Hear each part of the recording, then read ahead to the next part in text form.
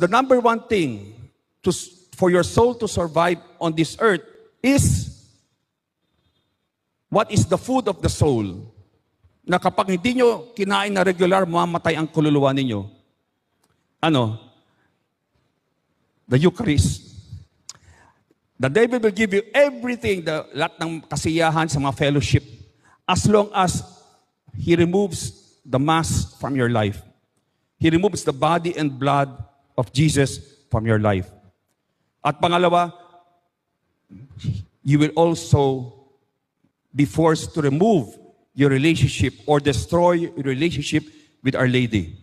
Kaya kapag mga kulto, sekta, unang-una binabanatan nila is Our Lady, yung ating mahal na ina.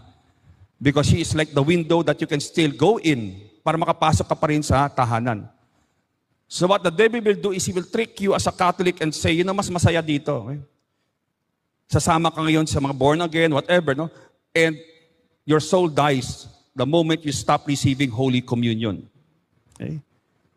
And especially kapag you treat Mama Mary, the Mother of God, in a sacrilegious manner.